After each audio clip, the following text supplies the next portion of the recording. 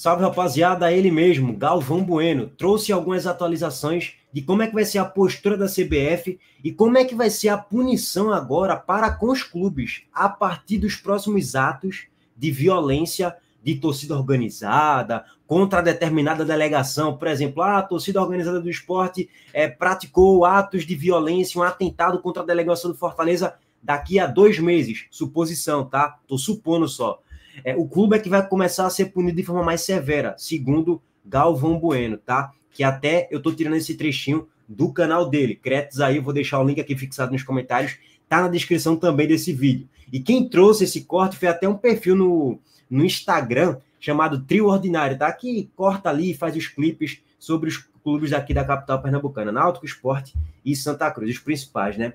Bom, sem mais enrolações, vamos aqui trazer o que disse Galvão Bueno.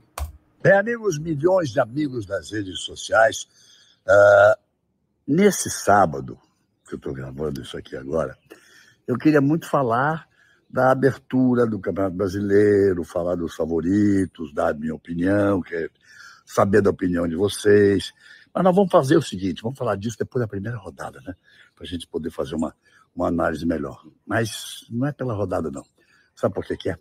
Porque me parece que o assunto mais importante no início desse Campeonato Brasileiro é a atitude tomada pela CBF. Há quase 2 meses atrás, eu fazia um comentário muito duro, muito forte, porque estávamos todos horrorizados com a barbárie, com os atos criminosos de pseudos-torcedores, que não são torcedores coisa nenhuma, de torcida organizada, entre aspas, porque não é torcida organizada, coisa nenhuma, daquela torcida que usa a camisa amarela, que diz ser do Esporte Clube do Recife. Olha, com a grandeza do esporte, com a grandeza do Leão, eles são bandidos mesmo, sabe? Tem nada a ver com a história do clube. Mas...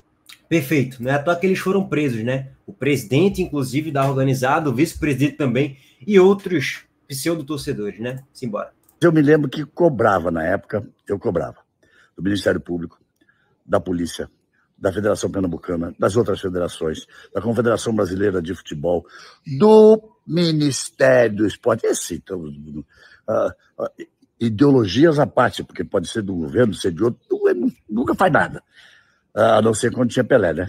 O Rei Pelé, que aí a Lei Pelé das transferências está aí até hoje. Mas as coisas começam a acontecer. Porque foram muito chocantes realmente as cenas, as imagens, o que aconteceu.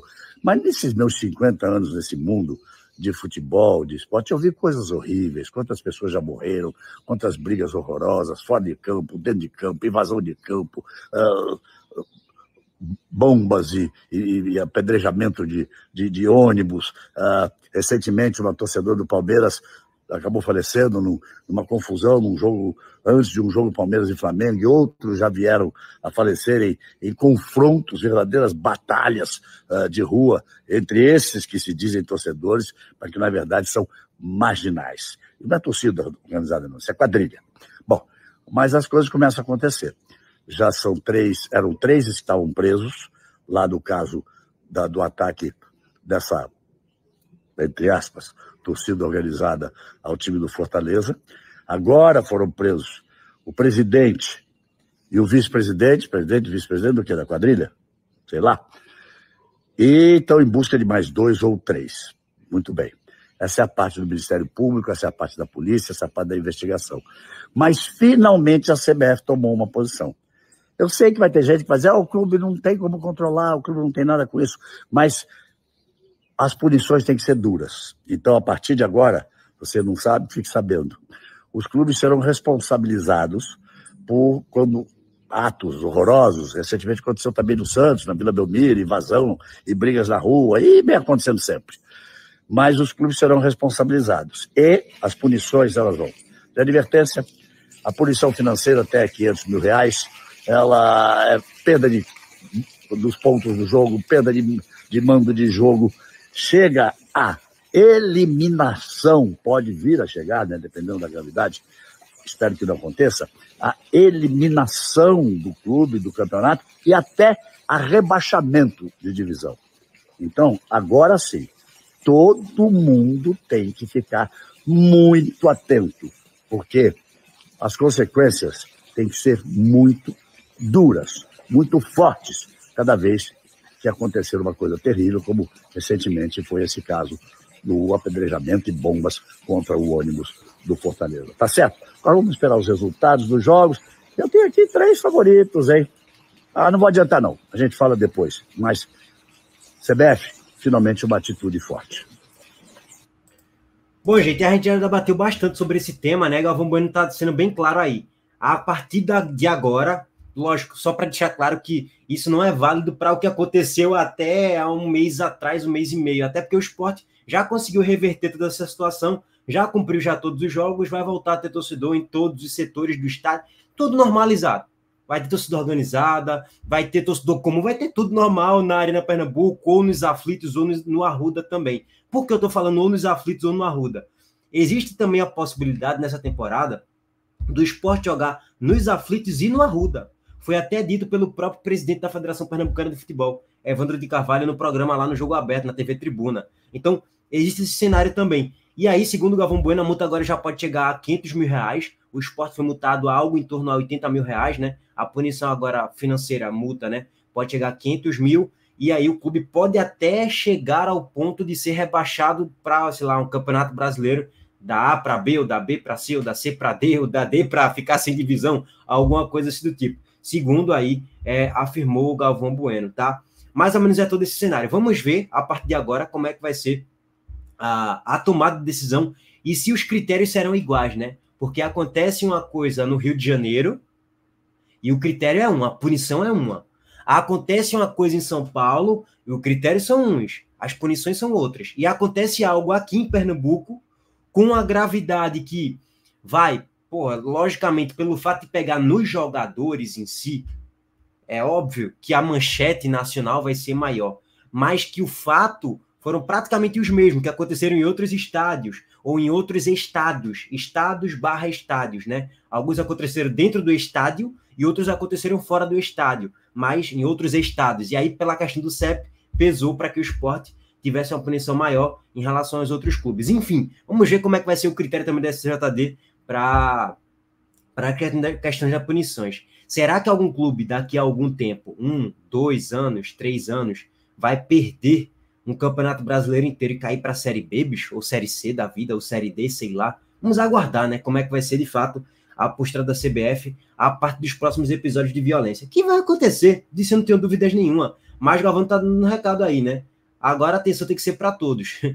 Se cometer um ato violento, criminoso contra uma delegação, que vai sofrer não é só o torcedor, não. No caso, o criminoso, não. O clube vai sofrer muito mais do que já estava sofrendo, né? Que normalmente sobra para os clubes essas questões aí. Normalmente, na maioria das vezes, sobra para o clube. Essa é a realidade. A maioria das vezes não se pune os criminosos e quem são punidos é o torcedor de bem e o clube, os jogadores, o treinador. Menos quem deveria ser punido. Enfim, a partir de agora, o clube vai ser punido ainda mais de forma severa e eu espero que os criminosos também sejam punidos, tá? Porque eu acho que não vai parar, não, tá? Eu acho que isso não vai parar, não. Para mim é quase que uma guerra sem fim, mas aguardar. Para passar agora para comentar o que vocês acharam dessa informação que Galvão postou. Agora vamos trazer uma atualização sobre o mercado da bola que o Sport realizou aí nas últimas semanas, né? Na última semana, na verdade. Direção do Sport justificou reforços desconhecidos, entre aspas, potencial de desenvolvimento e valorização no mercado também. Vamos lá.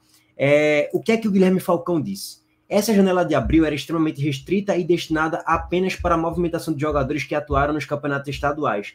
Nossa equipe de análise de mercado monitorou todas essas competições e montou uma relação de nomes para as 11 posições de jogo, revelou Guilherme Falcão. Aí, ó. Abre aspas também, né? A premissa elementar era de jogadores jovens com potencial de desenvolvimento e valorização futura e que tivessem um contexto contratual favorável para a transferência, acrescentou Guilherme Falcão. Mais uma vez, para mim ficou claro que a contratação de Vinícius Faria, principalmente a de Luciano com um contrato longo, era algo muito bem estudado, não era algo randômico, aleatório. Pelo menos assim, o caso da contratação do Luciano, contrato longo, irmão, não tem para onde, você tem que ter um estudo muito grande de jogador. Os outros, eu fiquei mais com a sensação que foi o empresário oferecendo e tal, e aí os caras observaram o jogador e contrataram, mas, segundo ele, não foi isso. Foi, de fato, uma análise de desempenho muito forte, um estudo muito grande a partir dos campeonatos que os jogadores estavam disputando, e a partir disso eles viram um grande potencial de valorização e de desempenho aqui, jogando no esporte com a estrutura melhor, tendo mais oportunidades, enfim, poder crescer muito aí no futebol brasileiro, tá? E ele até citou alguns exemplos que chegaram aqui desconhecidos e que deram muito certo. Citou o exemplo de Jair, Patrick e Anselmo. São contextos, para mim, diferentes, tá? Porque esses jogadores eles já tiveram amostras em outros clubes com um potencial bem maior e, porra, em alto nível em outros clubes. E não eram tão novos assim como é o Vinícius Faria e também o próprio Luciano, né? Por exemplo, o Jair, ele era o jogador que tinha mais desarmes na Série C e era titular absoluto do Juventude. O Luciano não é nem titular do Atlético de Minas Gerais. Então, e jogando, detalhe, Campeonato Mineiro. Então, para mim são contextos um pouco diferentes. Mas é aquilo. Se der certo, eu venho aqui aplaudir. Se der errado, naturalmente a gente vai criticar. E assim, eu acho que dessas... Eu não vou nem citar das 3 contratações, de Dalberto, de Luciano e de Vinícius Faria. Eu vou pegar 2. Se de Vinícius Faria e Luciano, um desses já der muito certo, eu venho aqui, ó, aplaudir. E já vai ter valido a pena, tá? Mas é aguardar, né? Se vai valer a pena ou não, se vão jogar bola ou não. Valeu, gente. Deixa o like aqui no vídeo, se inscreva no canal e ative o sininho das notificações. Tamo junto.